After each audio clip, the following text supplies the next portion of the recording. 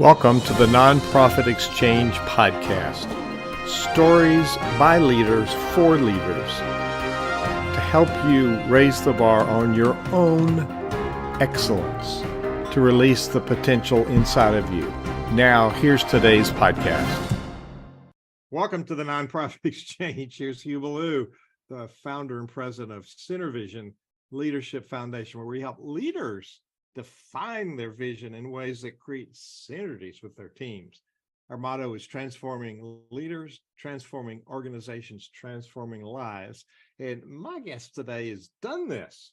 I mean, he's in the trenches and he's going to tell you his story about why he started this. But John Renouard, welcome to the Nonprofit Exchange today. Tell people a little bit about who you are and your calling to this work you're doing. You bet, Hugh. And again, appreciate the invite. This will be great. So, my journey started about 13 years ago, and when we took a family trip to Africa. My son was doing some humanitarian missionary work over there, and he came home. And about 6 months later, we brought my family over there. And the one thing that just caught my attention was the fact that the lives of almost all the women and girls that we saw were, basically their lives were surrounded around the fact that they had to get water to their families every day. And so it was just everywhere you look, these girls were carrying these buckets of water on their head, to the point where I thought that it can't all be water. And, but I found out that it was. And we just said, and again, I couldn't believe it. Here we are in 2010, and we're still battling this. We're still battling. And it'd be one thing if they were collecting clean water, Hugh, but they're collecting this dirty, nasty water that, quite honestly, we would not let our pets drink, let alone our family, our kids. And so that ignited a fire to, and reality was on my plane trip home, when I was thinking about this, I just became angry. I remember the speech that President Kennedy gave back in the early 60s saying, by the end of this decade, we want to put a man on the moon. Well, part of that speech was also, he talked about the fact that we also need to address clean water issues around the world. And here we are, nearly 50 years, 40 years later, and we put multiple people on the moon. The Indian continent just put another aircraft on the moon, and yet a third of our population is still struggling to get clean water every day. So that was the impetus. That was the moment where I said, "Hey, I'm going to get involved." I can feel your passion. Yeah, That's quite a remarkable journey. And so we're going to talk about your website in a minute, but it's called WHOlives.org. yeah. What's the origin of WHO? So it's actually an acronym. It's an acronym for water, health, and opportunity. And on this plane ride home, when I'm just going over my mind, it became obvious to me that if there was some way to fix the water problem, then almost by default, we're going to fix half of the healthcare problems, because all these hospitals that we would visit, half of the beds were filled with people who had, dirty water diseases. And then the idea that if you had clean water and you had good health, then opportunity presents itself. And it's even the opportunity for these girls to go to school and for the women to be productive. Instead of spending all these hours fetching water, if they had a resource that was close to them, then they can spend a lot more time in actually creating income or teaching their kids and helping them with school. It's interesting. CenterVision. If you're just coming by, this is the Nonprofit Exchange. You can find all of our episodes at nonprofitexchange.org. And that takes you a page where all of the episodes are listed, including this one. And we have people in our CenterVision online community from around the world.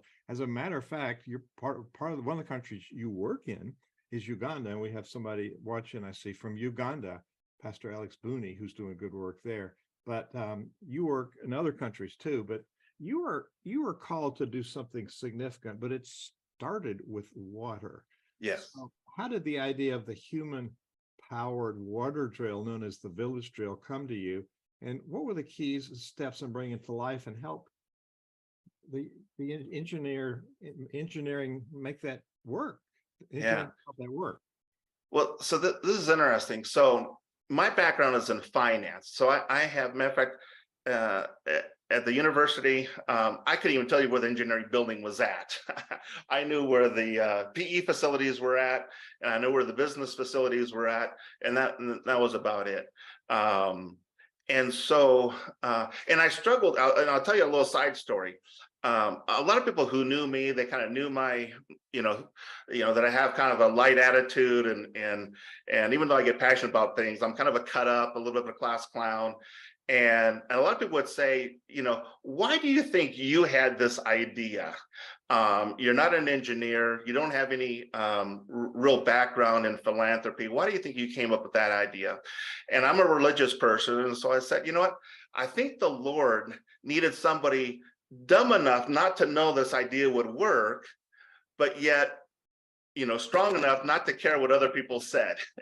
And that kind of wraps me up.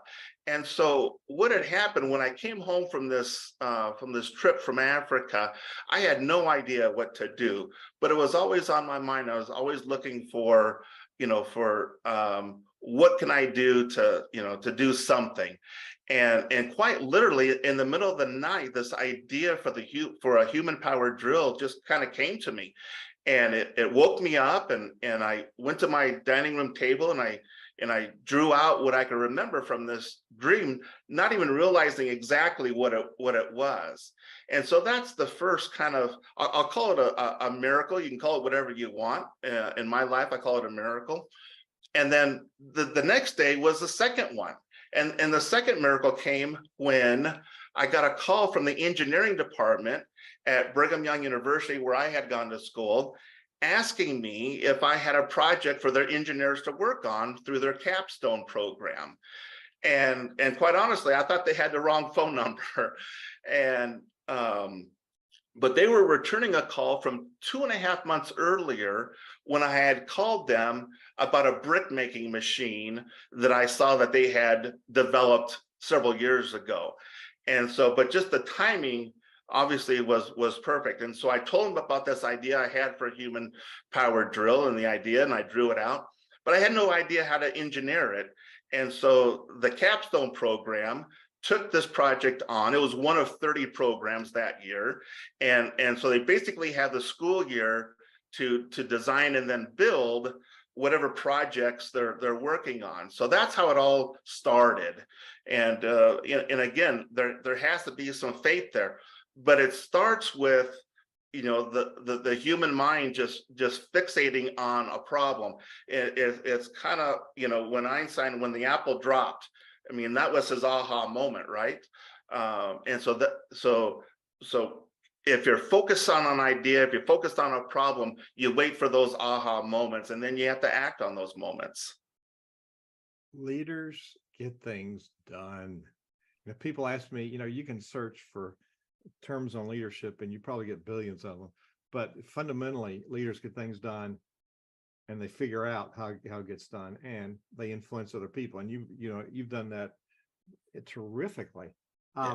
On your we're going to talk about your website in a minute, and there's a video of this human powered drill that's just absolutely brilliant.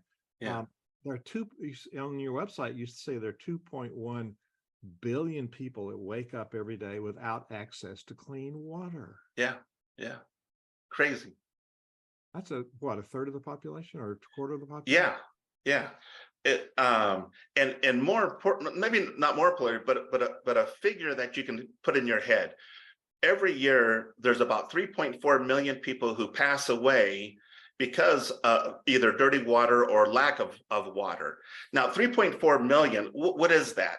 Well, let's put it for your audience who's in the USA. If these 3.4 million people who have died unnecessarily because of dirty water, if you laid them side by side, and you started in San Francisco and literally laid them side by side, 3 or 4 feet apart, all the way, that line of people would go from San Francisco to New York City and out into the Atlantic another 100 miles. Those are 3.4 million people. So think about your drive into work today, and every 3 or 4 feet, you see a body who is unnecessarily has died because of this issue. At what point would you say, hey, I need to get involved, I need to do something about it? Now, imagine taking a road trip across the United States, and every 3 or 4 feet, you saw a vision of one of these individuals that passed away every single year, year after year, because we haven't solved this issue. And you get the sense of, yeah, we need to do something, not only individually, but communally as a population. I've heard say that water is the next crisis, but it's been a crisis. Yes. For many people, not for us when we leave our tap running, we brush our teeth and do Right. crazy things like that. So in 2015, the American Red Cross International, you won the Hero Award. What was that about? Well, it was a surprise for, number one. They don't tell you that they have their eyes on you or anything like that. And it was, they call it the International Hero Award. The irony was that, the first 10 years of getting involved with this, I put my life on hold, basically, because I was spending 5.5 months a year in these foreign countries. We have village drills now in 39 countries around the world. There's 140 some drills. We're actually finishing a well. We're finishing about 3 wells a day, 3 to 4 wells a day, every single day, somewhere around the world with this little invention. So, which may sound like a lot, maybe it doesn't, but it is just the tip of the iceberg. But yeah, that's, that's where we're at. That's where this idea has led to. And again, right now, there's probably close to 13 million people who are now drinking clean water, but that's a far cry from the 2, billion that still need it. That's a bunch. Yeah. So you got this idea on the way home, and you got this acronym to start it. So it's not just a slam dunk. I have an idea, let's do it, and it's successful. So Yeah. What are, just to kind of summarize, how did you get this started? Because there's a lot of people listening that might not be yet their potential. They got their nonprofit. Most of our audience are people who already have a nonprofit, but sometimes we got to go back and rethink things as a startup because what we're doing is not working, or things have changed and it's not working like it used to. So what were the steps and some of the challenges you had to overcome? Yeah, the first thing was to put a business sense behind what we were doing. It's great to have a good heart, but you have to pay for whatever you're doing. And so I came with it with my business background. My wife and I, we owned 9 Century 21 franchises. So, we'd have 400 to 600 agents working for us at any given time. So mine was a business background. And when I got into this humanitarian business, I was stunned on how poorly they were run as businesses. And the idea also comes about to where if you really want to be transformative, you got to come up with a new idea. But coming up with a new idea means that you're going to have a whole lot of people who are going to doubt you and they're going to question you. And so you have to have the fortitude to believe in what you're doing, and you have to ignore the naysayers. You have to ignore, we always call them the bad witches, the witches that are protecting you. So they tell you, oh, don't go try that, don't go try this, because you might get injured, or you might get upset, or you might get hurt. And you got to put that aside, and you just got to have confidence in yourself, confidence in your idea. And I tell people, stay away from committees, because the committee is the death of any new idea. Because again, new ideas are typically different. But that's what it's going to take to change this world. So have the fortitude and understand that even though this process of focusing on your plan is easy, the execution is not. It's tough. And you're going to have, again, the village drill affectionately is called the bumblebee, in the sense that the bumblebee is not supposed to fly, right? The way it's designed, but yet it does. The village drill, every expert said that the village drill would never work until it did. And now, they're rethinking their ways of thinking. Everybody out there probably has an idea that may sound stupid, and when you share it, you might even get some resistance. But if you believe in what in your thought, if you believe in your process, then you just have to stick with it, and it's tough. I didn't know when I started this thing. I thought the hard part was going to be finding water. I didn't realize the hard part was going to be fighting other NGOs who don't understand that the way you're approaching it is actually a better way. It's actually a new way. And so you're going to have, if you don't have battles, you're probably not doing it right. Wow. I'd like to point out to people, this man and I just met, he's talking the same stuff we support, and I didn't put words in his mouth. So you see, it's good ideas here. It's a business. It's not a for-profit business. It's a for-purpose business enterprise. So our profit is people's lives, impacting people's lives. It's return on impact, not return on our investment. So it's a different mindset of being a financial person that may make sense to you. Now, the water thing was where you started, but you became aware of issues with women, and they are numerous. But what do you work on there, and where's your focus, and what kind of programs do you offer there? Yeah, so sometimes your purpose is going to lead you in directions that are unexpected. And that's what happened to me personally. The reality is we have this water part of our nonprofit kind of down, and I have some really fantastic people running that division, and which enables me to focus more on innovation and what can we do that is that's going to have more impact. And I'm going to tell you from the beginning, if you're in the nonprofit world, innovation does not get rewarded. It's one of the biggest mistakes we make as a community, is not rewarding innovation. And if we have some time at the very end, I can give you some statistics on that. But you have to be innovative. If you're a business and you don't innovate, you're dead. Same thing I believe in the nonprofit world is that if you don't innovate, maybe you don't dead, but you just exist. You don't improve. You don't get better. And so that's really an area that we have to focus on. Now, and in saying all that, I lost my train of thought. What were we talking about? Sure, I get it. So let's take the statistics. Yeah. But really, what you're talking about is a shift in mindset. Yeah. And so it was an area that we were putting a well in, and we were putting a well in for a rescue center. And when I heard about it, I didn't know what kind of rescue center it was. I didn't know it was for animals or for lost art, or I had no idea. But I quickly found out that it was a rescue center for girls who were trying to escape this horrible tradition of what's called FGM, or female genital mutilation. And what happens is it's a tradition where they go and they'll cut the girls in preparation to sell them as a child bride. Now, a child bride is a girl who's 8, 9, up to about 14, 15 years old. And their family is going to sell that girl to an older man, typically 50, 60, 70-year-old man, as a 5th, 6th, 10th wife. And they use words like wife, and they use words like child bride to make it sound legitimate. It's not. This is slavery. This is trafficking of these little girls.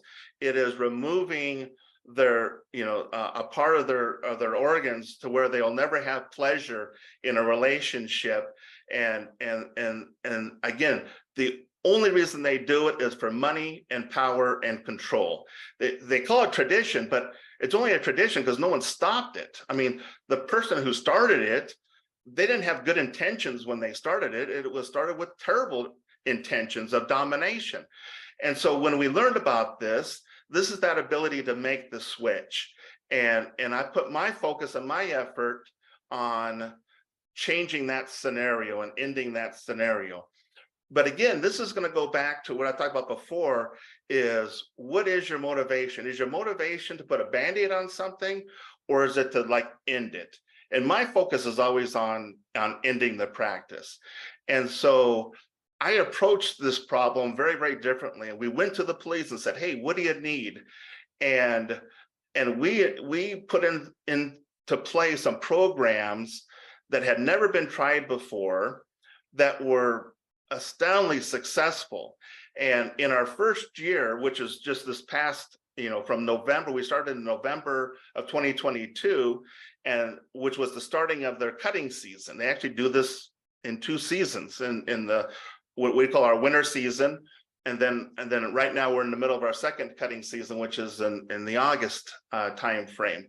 And the reality is, because of what we did, we have lowered the percentage of these girls getting cut. It used to, prior to us showing up, they were cutting about 85% of the girls that were of the age, typically when they started their menstrual cycle. They were becoming a woman, and their families would put them into this idea that by being cut and being sold, somehow that's their entry into womanhood. And it's just, my gosh, it's ludicrous. And so again, we went out to stop it. So we went to the police to find out, what do they need in order to make the arrest? What do they need to protect the girls? And in our first year there, we actually rescued over 2,000 girls from being cut. We had over 60 arrests where there was never any arrests before. And to date, we have, I think, about 32 or 33 convictions. The lowest conviction is 2 years. The highest is 15 years for these perpetrators of these crimes. And so that's, so that was the focus shift. And again, you have to be willing and able to do that, but then also smart enough to implement it and not do what everybody else is doing, because there are 10 very large NGOs that are fighting this thing. But what I found out was that they're not fighting it. Matter of fact, I had one of them come to me and say, John, if you eliminate FGM, how are you going to raise money? Oh. And I almost fell off my chair. And then all of a sudden things became like, wow, now things make sense. Why have they not been doing what they were saying they were doing? Because if they ever solved it, they wouldn't have that money cow. And so I'll put that into your head right now. Have conviction, stick with your morals, and start solving issues. This is not a job for you to make money at. This is a career to improve the lives of other people's. That's my opinion of why we should be in this business in the first place. And that's what we think we in, but we need the conviction that you have. So I'm going to talk about your website for a second, but before that, I'm sure people are waving the heresy flag about the committee thing. The old saying is, committees are a place where good ideas go to die. Yes.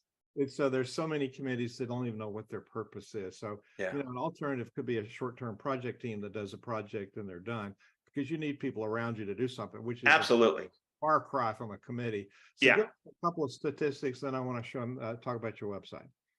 Yeah. So, and just from the idea of, you have to have new ideas. New ideas do not come from committees. Once you have an idea, you need the committee to execute your idea, but more than likely your idea is going to come from you individually, from you racking your brain. And again, as quickly as I can, imagine 2 NGOs. One, they both raise $1 million, and 90% of their money goes into the field, and they help 50,000 people. The other NGO, only 60% of their funds go into the field, because 30% goes to innovation. But because of their innovation, they could help 500,000 people.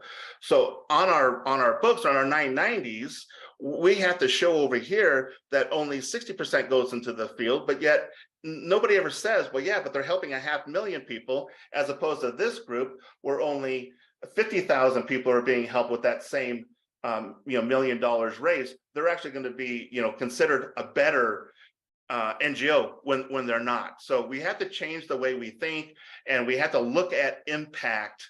as a measurement of how much good we're actually doing. Maybe we need to change the way accounting for the accounting principles, because that Yes. that is not overhead. You know, Yeah. that is building up your work for in the field. Yeah. Let me just talk about your website. It's WHOlives.org. Yes. People go there, what will they find? Well, they're gonna find a lot of our past you know accolades and how we started and what still needs to be done. Um, yeah, so that's there's a younger, heavier me without the facial hair. And, so, but you can go there, and if what we're talking about speaks to your heart, feel free to go there, and you can help us out. Or if you just want to talk to me and say, hey, I'm struggling with this, feel free to, you know, to just get another listening ear to your idea. And if my experience can help you out, I'd love to be able to help you out if that's if that's something you need. So, but yeah, so yeah, WHOlives.org. And it'll be in the link if you're looking at this on the website or in the podcast. It'll be in your narrative in the podcast, the script there. So I'm going to talk about the community, our community, a minute. Then we'll come back, and want you to maybe come back with individuals who have passions that want to make change. You know, how do they get started in this? But Yeah. John, you're invited to join the Center Vision community. All right. Nonprofitcommunity.org. Nonprofitcommunity.org. It's just what it says. That'll revert to the Center Vision community. And there's like-minded people doing good work in there. You can post pictures about what you're doing. You have conversations with like-minded people. And guess what, John? It's free.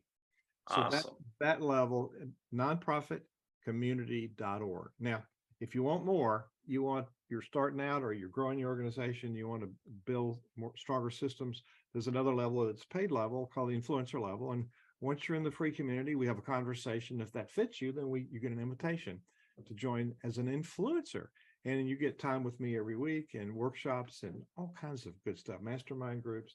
So we come at this making nonprofit leadership work affordable, because it takes leadership to make it work. And I guess you're getting that from this interview today. This man made it happen. You know, there's a lot to say for skill, but there's also the complementing piece called willpower, that you've got a calling to this work and you have a passion for it and a no compromise attitude. So that to me is one of the great inspirations from your sharing today. But what advice do you want to have to people who are passionate about something, want to start it or grow it? Yeah, I think kind of what we said in the beginning is don't do what everybody else is doing, unless it has unless they have proven results. I mean, if somebody has proven results and you want to implement those strategies, that's great. But the greatest changes in life come from inspiration, and I would say look for something that's not being done, and wait for that inspiration. And I talk to people who literally, it's like, man, we have all this trash. If we just did X, Y, or Z, we can solve that problem. Well, take that idea to your city council, or maybe you have a homeless issue, and you're looking at it, it's like, man, if we just did this or that, we could, this would go a long ways. And again, have the backbone to stand up to politicians and the people who hold the purse strings, and bring them this idea. Because again, typically you look at Muhammad Yunus, who started the Grameen Bank, where he's helped millions of young Indian women get out of poverty, get out of begging by just doing a $29 loan. It just changed everything. So find out, what is your $29 loan? What is your idea to change this world, and go and just get it done. Again, it won't be easy. You're going to have a lot of naysayers. That's okay. Prove them all wrong. Prove them all wrong. John, I've found in my history, writing a goal and sharing it, there's a lot of responses, but these two I call are inspirational. One, That's a great idea. How can I help you? That's inspirational. The other one is, you're going to do what? I call that inspiration. So you've nailed that one today. So John, thank you so much for being our guest today on the My pleasure. Exchange. Thank you so much. Thanks, you. Thank you for watching the Nonprofit Exchange.